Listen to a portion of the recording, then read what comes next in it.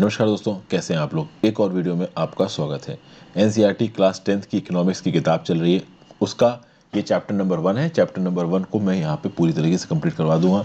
जहाँ पे मैंने पिछली बार चैप्टर नंबर 1 खत्म किया था, जहाँ पे मैंने आपको बताया था कि भाई एवरेज इनकम कैलकुलेशन क्यों खतरनाक हो सकता है, एवरेज इनकम को देखते वक्त सेग्रीगेशन को देखना क्यों ज़रूरी है। यहाँ पे हम लोगों ने लास्ट टाइम पिछले चैप्टर को ख़त्म किया था। हम नेक्स्ट चैप्टर की यहाँ से शुरुआत कर रहे हैं। देखिए, जब भी इंडिविजुअल एस्पिरेशंस और गोल्स को देखा जाता है तो भाई कहीं ना कहीं सब लोगों के चार्ट पे होती है एक बेटर इनकम। लेकिन बेटर इनकम के साथ मैंने आपको बताया कि दूसरों के लिए रिस्पेक्ट, फ्रीडम और इक्वल ट्रीटमेंट, ये सब भी दिमाग में होता है। और एक अच्छी हेल्थ होना तो बिल्कुल ज़रूरी है। आपके पास अकाउंट में 10 करोड़ रुपए पड़े हों, उससे कोई फ़र्क नहीं पड़ता। अगर आपकी हेल्थ ख़राब है तो सब बेकार है। ठीक है, तो कंट्रीज़ के रिस्पेक्ट में इनकम इंपॉर्टेंस रखती है, ये हमने देख लिया। स्टेट मतलब एक नेशन के अंदर इनकम का डिस्ट्रीब्यूशन कैसे है, इस चीज के एग्जांपल्स को भी देखना जरूरी है। और केवल इनकम का डिस्ट्रीब्यूशन नहीं, जो बाकी सोशल डेवलपमेंट इंडिकेटर्स हैं, इकोनॉमिक डेवलपमेंट इंडिकेटर्स हैं, उनको देखना भी जरूरी है। जैसे फॉर एग्जांपल यहाँ पे 3 स्टेट्स का कंपैरिजन किया जाएगा, हरियाणा का, केरला का, बिहार का, और बहुत सारी अलग अलग चीज़ों में कंपैरिजन किया जाएगा। सबसे पहला कंपैरिजन आपको यहाँ पे दिख रहा है पर कैपिटा इनकम में। हरियाणा की पर कैपिटा इनकम है 1,80,174 रुपये, केरला की है 1,63,475 रुपये, बिहार की है 34,409 रुपये। ठीक है, क्या मतलब हुआ? ये बेसिकली है आपका per capita net state domestic product at current prices. Current prices का मतलब समझ गया? करंट प्राइसेस मतलब कि इन्फ्लेशन को उसमें इंक्लूड करके रखा गया है, महंगाई को इंक्लूड करके रखा गया है। ठीक है, करंट प्राइस बेसिकली किसी एक बेस ईयर के रिस्पेक्ट में कैलकुलेट की जाती है और बेस ईयर में कांस्टेंट प्राइस थी। अभी इतने टेक्निकल टर्म्स में घुसने की जरूरत नहीं, क्योंकि क्लास 10th की इकोनॉमिक्स चल रही है, तो ज्यादा ट्रिकी टर्म्स अभी डिस्कस करना सही नहीं है। तो पर कैपिटा इनकम ऑफ जब हमने सेलेक्ट स्टेट्स देखी तो हरियाणा की निकल के आई 1,80,000। मतलब हरियाणा में जो हर इंसान है वो एक साल में कम से कम 1,80,000 रुपये कमाता है। इसको अगर आप केरला से कंपेयर करिए तो केरला का हर आदमी एक साल में 1,63,000 रुपये कमाता है, 1,63,000। बिहार का 34,409। तो यहाँ पे आपको सीधे सीधे नजर आ रहा है कि भाई हरियाणा की पर कैपिटा इनकम सबसे ज्यादा है, तो भाई हरियाणा सबसे बेस्ट होगा और बिहार सबसे बेकार होगा। ये एक फैसेट हो गया जब आपने डेवलपमेंट को पर कैपिटा इनकम से मेजर किया, पर कैपिटा इनकम को बेंचमार्क मार के चले। तो हरियाणा सबसे ज्यादा डेवलप नजर आ रहा है और बिहार सबसे कम डेवलप नजर आ रहा है। लेकिन ये जो डेवलपमेंटल पैरामीटर्स हैं वो बदल जाएंगे। अगर आप सिर्फ पर कैपिटा इनकम पे जाइए तो हरियाणा तो केरला से भी बेटर नजर आ रहा है ना। हरियाणा के 1,80,000 रुपए पर कैपिटा इनकम और केरला की 1,63,000 है। अब इसको आप कुछ और चीजों से देखो। यहाँ पे 3 चीजें कंपेयर करी जानी, तो लिटरेसी रेट, एक नेट अटेंडेंस रेशियो, एक इन्फेंट मोर्टिलिटी रेट। तो इन्फेंट मोर्टिलिटी रेट क्या होता है, पहले ये पैरामीटर्स समझ लीजिए। इन पैरामीटर्स को डिस्कस करने के पहले ये पैरामीटर्स हैं क्या, ये समझना जरूरी है। और उससे भी पहले वीडियो पे लाइक का बटन अगर अब तक नहीं दबाया हो, कमेंट करके वीडियो का एक अच्छा सा एंगेजमेंट बढ़ा दीजिए। इंस्टाग्राम पे फॉलो कर लीजिए, आपके जेन्युइन डाउट्स जवाब दूंगा। टेलीग्राम ग्रुप ज्वाइन कर लीजिए, वहाँ पे मैं जो बाकी करंट अफेयर्स की लेक्चर्स बनाता हूँ उसकी पीडीएफ मिल जाएगी। इन सब के लिंक आपको नीचे डिस्क्रिप्शन बॉक्स में मिल जाएंगे। ज्वाइन बटन दबा के आप हेल्प भी कर सकते हो। आपका पूरा का पूरा सिलेबस फ्री ऑफ कॉस्ट यहाँ पे कवर हो रहा है। तो सबसे पहले बात की जाए इन्फेंट मोर्टिलिटी रेट की। Infant mortality rate indicates the number of children that die before the age of 1 year as a proportion of 1,000 live children born in that particular year. यानी एक साल में अगर 1,000 बच्चों का जन्म हुआ है तो उन 1,000 बच्चों पे कितने बच्चों ने एक साल के अंदर अपनी जान छोड़ दी, मतलब उनकी जान चली गई। तो 1,000 बच्चे एक साल में अगर पैदा हुए तो उन 1,000 बच्चों में से कितनों की मौत हो गई। ये होता है इन्फेंट मोर्टिलिटी रेट। और लिटरेसी रेट क्या होता है? लिटरेसी रेट होता है कि भाई 7 साल से अबव वाला जो एज ग्रुप है, 7 साल या तो 7 साल से अबव वाला जो एज ग्रुप है, उसमें कितने लोगों को पढ़ना लिखना बोलना आता है। ठीक है। और net attendance ratio, net attendance ratio मतलब 14 और 15 साल के एज ग्रुप हैं। यहाँ पे लिखा है ना net attendance ratio secondary stage 2013-14, age 14 और 15। तो 14 और 15 साल के बच्चे कितने जा रहे हैं स्कूल में, मतलब पर 100 कितने बच्चे जो कि 14 से 15 साल की उम्र में वो स्कूल जा रहे हैं। तो अगर 14 और 15 साल की उम्र में टोटल 100 बच्चे हैं और बच्चे स्कूल जा रहे हैं 50, तो 50 हो जाएगा नेट अटेंडेंस रेशियो। तो ये 3 पैरामीटर्स यहाँ पे कंपेयर किए गए। हरियाणा का इन्फेंट मोर्टिलिटी रेट है 30, लिटरेसी रेट है 82%, नेट अटेंडेंस रेशियो है 61, 30, 82 एंड 61। केरला का इन्फेंट मोर्टिलिटी रेट है 10, लिटरेसी रेट है 94% और नेट अटेंडेंस रेशियो है 83। बिहार का infant mortality rate 35, literacy rate 62, net attendance ratio 43। सबसे पहले कंपैरिजन करते हैं हरियाणा और केरला में। हरियाणा का पर कैपिटा इनकम ज्यादा था केरला से, ये हमने देखा। 1,80,000, 1,63,000 ठीक ठाक ज्यादा है। अगर आप बात करो लिटरेसी रेट की, हरियाणा में 82% लिटरेसी रेट है, केरला में 94% लिटरेसी रेट। केरला का लिटरेसी रेट हरियाणा से ज्यादा है। केरला का नेट अटेंडेंस रेशियो हरियाणा से ज्यादा है, यानी कि हरियाणा से ज्यादा केरला में बच्चे जो 14 से 15 साल के एज ग्रुप में है वो स्कूल जा रहे हैं। और इन्फेंट मोर्टेलिटी रेट, यानी हर 1000 जन्म पे केरला में 10 बच्चे मर रहे हैं, हरियाणा में 30 बच्चे मर रहे हैं, यानी कि हर 1000 लाइफ बर्थ्स पे एक साल के अंदर हरियाणा में केरला से 3 गुना ज्यादा बच्चे मर रहे हैं। तो अब यहां पे एक चीज तो क्लियर हो गई कि हरियाणा का पर कैपिटा इंडिकेटर केरला से बेटर था। इसका मतलब ये नहीं है कि सारे डेवलपमेंटल फैक्टर्स में हरियाणा केरला के आगे। बहुत सारे डेवलपमेंटल फैक्टर्स हमने यहां पे देखे जहां पे केरला हरियाणा से बेटर है। In fact infant mortality rate, literacy rate, net attendance ratio, तीनों में केरला हरियाणा से बेटर है। समझ गया बात को? ओके। और वहीं पे अगर आप बिहार से कंपेयर करो तो देखिए बिहार की तो हालत खराब है ही। हरियाणा और केरला के बीच में मैंने आपको कंपैरिजन दिखा दिया। बिहार के तो क्या ही बोलने, इसके तो सही में खराबी चल रहे हैं डेवलपमेंटल इंडिकेटर्स। तो यही कहानी यहां पे लिखी हुई है और ये बताया गया कि भाई देखिए, पैसा कमाना और पैसा होना ही सबसे बड़ा इंडिकेटर नहीं होता। हरियाणा में केरला से 3 गुने ज्यादा बच्चे मर रहे हैं। जब एक बच्चा एक घर में पैदा होता है तो पिक्चरों में दिखाया जाता है, आपने अपने घर में भी देखा होगा कि पेरेंट्स, सब घर वाले बहुत खुश हो जाते हैं क्योंकि बच्चा आया घर में। और सोचिए वो बच्चा मर जाए तो उस माँ बाप के लिए कितनी ज्यादा हो सकती है पेनफुल ये चीजें।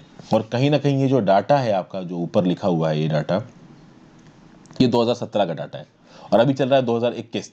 तो 4 साल पहले का ही डाटा, तो कोई बहुत पुराना डाटा भी नहीं है कि हम बहुत पुराने समय की बात कर रहे हो। तो 70 साल बीत चुके हैं हमारे इंडिपेंडेंस के। आज की डेट में हमारे मेट्रो सिटीज में बड़े बड़े शहरें, बिल्डिंग, इकोनॉमिक डेवलपमेंट की बात करते हैं, चाइना के साथ टक्कर की बात करते हैं, लेकिन कहीं ना कहीं हम लोग बहुत सारे पैरामीटर्स में बहुत पीछे भी हैं। अगर आप बिहार में जन्मे हो और 14-15 साल के एज ग्रुप में आते हो तो 90% चांस है कि आप क्लास 8 तक पहुंचोगे ही नहीं। आप 50% अपनी एलिमेंट्री एजुकेशन मिस कर दोगे, यानी ये जो क्लास 10th की किताब पढ़ रहे हो इस किताब तक ही आप नहीं पहुंचोगे अगर आप बिहार में हो। इस बात के 50% चांसेस है। इतने हालात बुरे हैं। फिर बात करते हैं पब्लिक फैसिलिटीज की।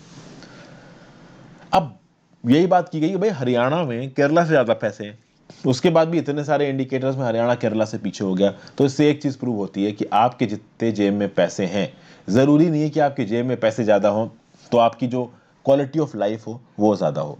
इनकम हमेशा एक इंडिकेटर नहीं होती है क्वालिटी ऑफ लाइफ की। क्वालिटी ऑफ लाइफ के बहुत से इंडिकेटर्स होते हैं। फॉर एग्जाम्पल, आपकी जेब में कितना भी पैसा हो, वो पैसा आपको पॉल्यूशन फ्री इन्वायरमेंट नहीं दिला सकता, वो पैसा आपको अनअडल्टरेटेड मेडिसिन नहीं दिला सकता। इसलिए बहुत सारे लोग, आपने सुना होगा कि इंडिया छोड़ के जाके विदेशों में रहने लगते हैं, क्योंकि विदेशों में उनको बेटर ह्यूमन डेवलपमेंट इंडिकेटर्स मिल जाते हैं, इंडिया में उस लेवल के नहीं मिल पाते हैं।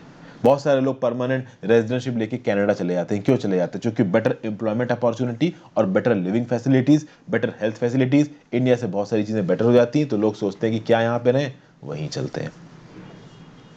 समझ गए? अच्छा, एक और खास बात है यहाँ पे, एक कम्युनिटी के अंदर किसी एक पर्टिकुलर पर्सन को एजुकेशन मिलेगी नहीं मिलेगी, या कोई बीमार पर्सन है उसको इलाज मिलेगा ही नहीं मिलेगा, ये और भी बहुत सी चीज़ों पे डिपेंड करता है। कुछ सर्विसेज ऐसी होती हैं, कुछ गुड्स ऐसे होते हैं जो कलेक्टिवली मिलते हैं। मान लीजिए एक कम्युनिटी है, उस कम्युनिटी में 400 बच्चे हैं। अभी उन 400 में से केवल 1 या 2 बच्चा पढ़ना चाहेगा तो उसके लिए अलग से स्कूल खोलना पॉसिबल नहीं है। लेकिन अगर वो 400 की 400 फैमिलीज अगर अपने बच्चों को पढ़ाना चाहेंगी तो स्कूल खोलना बिल्कुल पॉसिबल हो जाएगा।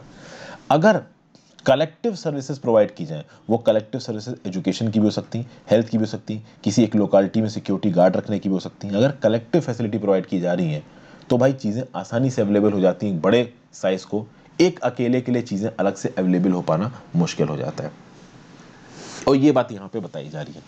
तो कहीं ना कहीं कलेक्टिवली चीज़ों को अवेलेबल करवाना, और उसके लिए या तो सरकार बहुत ज़्यादा प्रोएक्टिव हो, तो जापान जैसी सरकार हो कि केवल एक बच्ची के लिए पूरी की पूरी ट्रेन चल रही है उसकी पढ़ाई के लिए। अब ऐसा तो इंडिया में है नहीं। इंडिया में सरकारें काम करती हैं पॉपुलर सपोर्ट पे। तो किसी एक जगह से बहुत ज़्यादा डिमांड आ रही किसी एक चीज़ की, तो सरकार को एक्ट करना पड़ेगा, नहीं तो लोग वोट नहीं देंगे।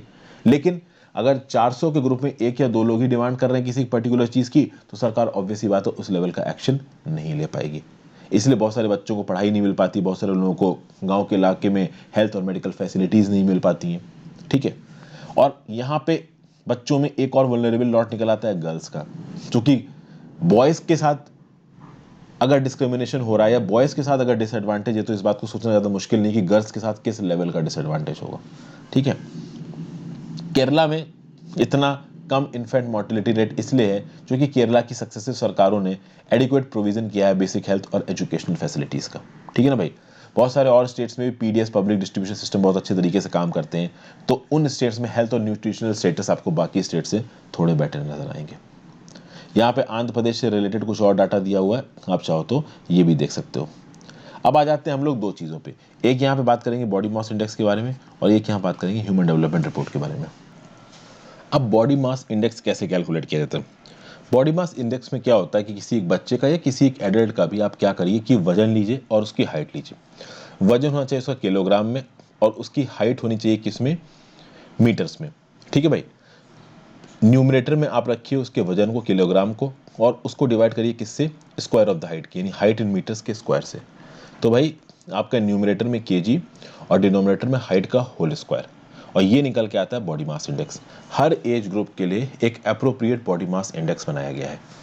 फॉर एग्जाम्पल अगर बात की जाए 14 से 17 साल तक के बच्चों के लिए, तो 14 से 17 साल तक के लिए बच्चों के लिए आइडियल बॉडी मास इंडेक्स क्या होगा, लड़की का अलग और लड़कियों का अलग। इसी बुक के पेज नंबर 1991 पे आइए, जैसे आपको ये दिख रहा है, तो यहाँ पे आपको आइडियल दिख जाएगा और एक्चुअली मंथ के हिसाब से भी दिख जाएगा। तो एग्जैक्टली अगर कोई, ये एडोलेसेंट गर्ल्स की बात हो रही है, 14 से 18 साल एडोलेसेंट एज हो जाती है, 14 से नीचे आप बच्चे हो जाते हो, 18 साल के ऊपर आप एडल्ट हो जाते हो। जो 14 साल की कोई बच्ची है या 14 साल 1 महीने की, 14 साल 2 महीने के लिए, तो उसका जो बॉडी मास इंडेक्स है, जैसे फॉर एग्जाम्पल मान लें कि 15 साल की कोई लड़की है, अभी 15 साल की लड़की का जो अप्रोप्रिएट बॉडी मास इंडेक्स है वो 15.9 से 18 से 28.2 के बीच में होना चाहिए।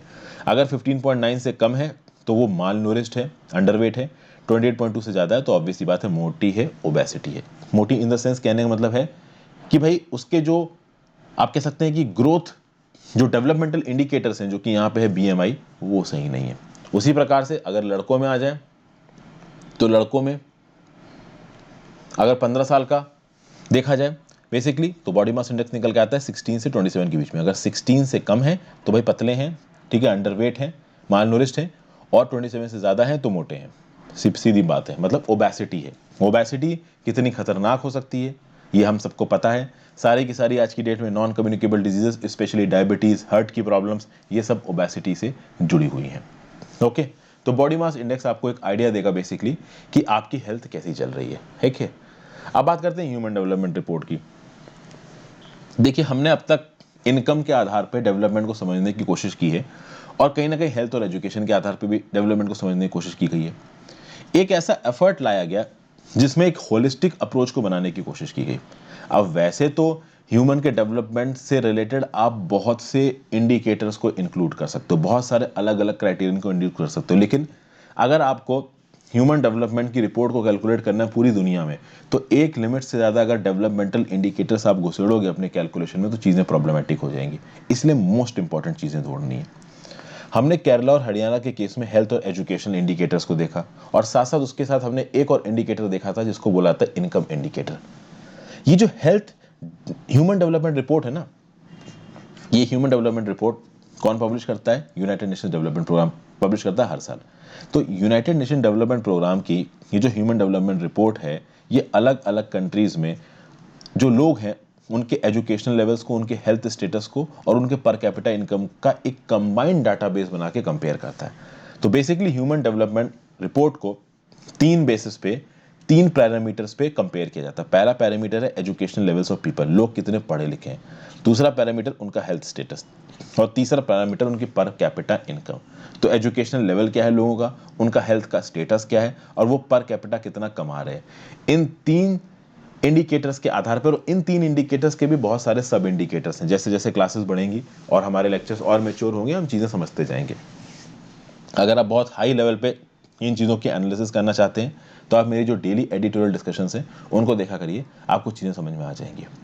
ठीक है भाई, तो इन 3 पैरामीटर्स पे ह्यूमन डेवलपमेंट रिपोर्ट पब्लिश की जाती है यूनाइटेड नेशंस डेवलपमेंट प्रोग्राम के द्वारा। अगर हम बात करें इंडिया और उसके नेबर्स का कुछ डाटा 2017 का, तो इंडिया की अगर बात की जाए तो इंडिया की जो ग्रॉस नेशनल इनकम थी 2011 में परचेजिंग पावर पैरिटी बेसिस पे, परचेजिंग पावर पैरिटी और नॉमिनल बेसिस का फर्क आपको पता होना चाहिए। परचेजिंग पावर पैरिटी बेसिस का फर्क क्या है? कि भाई देखिए यहाँ पे फर्क का मतलब लिखा हुआ है, it is also done in a way so that every dollar would buy the same amount of goods and services in any country. $1 75 रुपए का होता है। 75 रुपए से आप इंडिया में क्या क्या खरीद सकते हो, मैं आपको कुछ एग्जाम्पल्स देता हूँ। 75 रुपए में आप एक मैकडोनल्ड्स का एक ठीक ठाक बर्गर खा सकते हो जाके मैकडोनल्ड्स में। यही मैकडोनल्ड्स का अच्छा बर्गर खाने के लिए आपको 200 से 300 रुपए खर्चने पड़ सकते हैं यूएसए में। एक पेन जो कि इंडिया में 10 रुपए का मिलता है, हो सकता है यूएसए में आपको 50 रुपए का मिले। एक पानी की बोतल जो कि इंडिया में 20 रुपए की मिलती है, वो हो सकता है यूएस में आपको 80 या 100 रुपए की मिले, बहुत नॉर्मल है। तो वही पैसा इंडिया में ज़्यादा चीज़ें खरीद रहा है, वही पैसा यूएस में कम चीज़ें खरीद रहा है। इसीलिए परचेजिंग पावर पैरिटी मतलब दुनिया भर की जो महंगाई है, दुनिया भर की जो चीज़ों का जो दाम का लेवल है, उसको आप एक लेवल पे ले आए, इसको purchasing power indicate purchasing power parity बोलते हैं। परचेजिंग पावर पैरिटी मतलब पैरिटी ला रहे हो आप, इक्वलिटी ला रहे हो खरीदने की ताकत में। तो इंडिया की पीपीपी के बेसिस पे ग्रॉस नेशनल इनकम पर कैपिटल कितनी है 2011 के डाटा के हिसाब से $6,353। लाइफ एक्सपेक्टेंसी एट बर्थ कितना है 68.8 years. Mean years of schooling कितना है of people age 25 and above 6.4। Overall जो हमारी ह्यूमन डेवलपमेंट इंडेक्स में रैंकिंग निकल के आ रही है 130, पैथेटिक रैंकिंग। 189 कंट्रीज की टोटल रैंकिंग हुई है, उसमें हम 130 नंबर पे हैं। 7वें नंबर का हमारा सबसे बड़ा देश, दूसरे नंबर की सबसे ज़्यादा आबादी, इतनी ज़बरदस्त हमारी इकोनॉमी, तीसरे नंबर की सबसे बड़ी economy purchasing power parity basis पे, और हम किस लेवल पे हैं एचडीआई में 130वें लेवल पे। और श्रीलंका जो कि हमसे एरिया में एक बहुत छोटी कंट्री है, उसका ग्रॉस नेशनल इनकम पर कैपिटल निकल के आ रहा है $11,326। लाइफ एक्सपेक्टेंसी एट बर्थ भी हमसे बहुत ज़्यादा है 75.5। मीन ईयर्स ऑफ स्कूलिंग है 10.9, हमसे बहुत बेटर है। इनफैक्ट अगर आप नेपाल और बांग्लादेश को देखो तो लाइफ एक्सपेक्टेंसी एट बर्थ तो नेपाल का 70.6 और बांग्लादेश का 72.8 हमसे बहुत ज़्यादा है। ये सब किस रिपोर्ट के हिसाब से, ह्यूमन डेवलपमेंट रिपोर्ट 2018 के हिसाब से। ये रिपोर्ट हर साल पब्लिश होती है और मैं अक्सर कर करंट अफेयर्स में इसके बारे में बात करता ही रहता हूँ। Okay, life expectancy at birth का मतलब आपको नहीं पता है तो मतलब ये है कि एक बच्चा मान लीजिए इंडिया में पैदा हुआ, अभी वो पैदा होते ही क्या एक्सपेक्टेड है कि वो बच्चा कितने साल तक जिएगा, इसको बोला जाता है life expectancy at birth. Italy जैसे कंट्रीज में तो लाइफ एक्सपेक्टेंसी एट बर्थ बहुत ज़्यादा है, 80-80 साल से ज़्यादा लोग जीते हैं इटली में, इस लेवल का वहाँ पे लाइफ एक्सपेक्टेंसी एट बर्थ है। समझ गए? तो हमारे लिए बहुत सोचने की बात है कि इंडिया इतनी बड़ी कंट्री, उसके बाद भी हम श्रीलंका जैसी कंट्री के सामने पर कैपिटा इनकम में कितने छोटे हैं। इवन नेपाल और बांग्लादेश से हम लोग भले ही पर कैपिटा इनकम में थोड़े से ज़्यादा हैं, लेकिन वहाँ पे लाइफ एक्सपेक्टेंसी एट बर्थ हमसे बहुत ज़्यादा है। इसलिए कहीं ना कहीं ये ह्यूमन डेवलपमेंट इंडेक्स है ना, ये बेसिकली कहीं ना कहीं ह्यूमन एस्पेक्ट दे रहा है डेवलपमेंट को, और ये बता रहा है कि एक देश के अंदर ओवरऑल प्रोग्रेस को देखने के बजाय आप ये देखिए कि एक्चुअली में उस देश के लोग कितने खुश हैं, उस देश के लोगों की हेल्थ कैसी है, वो देश के लोग के आगे जाने के चांसेस कैसे हैं, और इन सब चीज़ों के बेसिस के आधार पे आप एक्चुअली में डेवलपमेंट को पता करो। यहाँ पे देखिए बहुत अच्छा कोट किया गया है। कोट क्या किया गया है कि भाई देखिए ये जो नेचुरल रिसोर्सेज हमें चारों तरफ दिख रहे हैं, जो दुनिया में चारों तरफ दिख रही है, ये हमने इनहेरिट नहीं की है अपने माँ बाप से, अपने फोरफादर से, ये हमने बोरो की है हमारे आगे आने वाली जनरेशन से। यानी हमारे जो बच्चे बढ़ के आगे बढ़ेंगे ना, उनकी है ये दुनिया, हमने उनसे बोरो कर रखी है, और हमको जब उनको ये दुनिया वापस करनी होगी ना, तो एक प्रॉपर फॉर्म में वापस करनी होगी। ऐसा नहीं कि हम इसको बर्बाद करके ग्रीन हाउस गैस एमिशन करके ग्लोबल वार्मिंग करके वापस करें तो उनके पास कुछ रहे ही नहीं। समझ गए ना भाई, ये चीज़ बहुत इंपॉर्टेंट है। तो हमको डेवलपमेंट कुछ इस प्रकार से करना है कि चीज़ें फ्यूचर जनरेशंस के लिए बची रहें, और जिस हिसाब का डेवलपमेंट, जिस हिसाब का एक्सप्लॉयटेशन आज की डेट में हो रहा है, फ्यूचर डेवलपमेंट के लिए चीज़ें बचेंगी नहीं। और इसका एक एग्जांपल है ग्राउंड वाटर इन इंडिया। आपको पता है ग्राउंड वाटर इन इंडिया या ground water in the world, ये एक बहुत इंपॉर्टेंट एसेट है। ओके, हमारे देश के 300 डिस्ट्रिक्ट्स में वाटर लेवल डिक्लाइन देखा गया है 4 मीटर का। पहले पंप की रॉड डाल के आप पानी निकाल लेते थे, अब आपको सबमर्सिबल की रॉड डालनी पड़ती है। पानी का लेवल नीचे जाता जा रहा है, और ऐसा कहा जा रहा है कि 25 सालों में 60% जो लोग हैं इंडिया के, they will be over using their ground water resources. और ground water over resource use से होगा क्या, होगा ये कि ग्राउंड वाटर खत्म हो जाएगा, और ग्राउंड वाटर खत्म हो गया ना, तो आप अंदाजा नहीं लगा पाओगे कि आपके पास पानी कहाँ से आएगा। भाई पानी के लिए तरस जाओगे, नहाने धोने के लिए तरस जाओगे, इतने हालात आ जाएंगे। मुंबई जैसे शहरों में रहने वाले लोगों से पूछिए, दिल्ली जैसे के बिल्कुल जो डेंस सेटलमेंट वाले जो शहर है ना, वहाँ रहने वाले लोगों से पूछिए, पानी आता नहीं है वहाँ पे। दिल्ली में अगर आप बेर सराय कटवरिया सराय वाले इलाके में अगर आप चले जाते हो ना, कभी प्रिपरेशन करने लोग वहाँ जाते रहते हैं मुखर्जी नगर के आसपास, सुबह 2 घंटे शाम को 2 घंटे के लिए पानी आता है, कुछ जगह तो सुबह ही 2 घंटे के लिए आता है। मुंबई में तो ये चीज़ें बहुत कॉमन है, पानी आता ही नहीं है। इसीलिए कहीं ना कहीं हमारे नेचुरल रिसोर्सेज को कंजर्व करना बहुत ज़रूरी है, जो कि हम फ्यूचर के लिए बचा के रख सकें। उसमें से एक बहुत इंपॉर्टेंट रिसोर्स कौन सा है? ग्राउंड वाटर रिसोर्स, जिसको हम दबा के खत्म कर रहे हैं। Ground water resource is a sort of renewable resource. ऐसा नहीं कि ग्राउंड वाटर रिसोर्स खत्म हो जाएगा, इसको नेचुरली नेचर रिप्लेनिश करता है, बट इसका रिप्लेनिश करने वाले रेट भी हम खराब कर रहे हैं। पेड़ हम काट दे रहे हैं, पेड़ ग्राउंड वाटर को रिचार्ज करते हैं, पेड़ हमने काट दिया, लैंड डिग्रेडेशन हमने कर दिया, रेनफॉल पैटर्न्स को हमने बदल दिया, ग्लोबल वार्मिंग हमने कर दी, और उसके बाद अगर ground water recharge extra use करके हम उनको खत्म कर दे रहे हैं, तो आगे आने वाली जनरेशन के लिए हम कुछ भी नहीं छोड़ रहे हैं, सब कुछ खत्म हो जाएगा। अब ये तो हो गया आपका एक प्रकार का नेचुरल रिसोर्स। एक और प्रकार के नेचुरल रिसोर्स हैं, जैसे क्रूड ऑयल रिसोर्स हो गए, नेचुरल रिसोर्स हो गए, कोल रिसोर्स हो गए।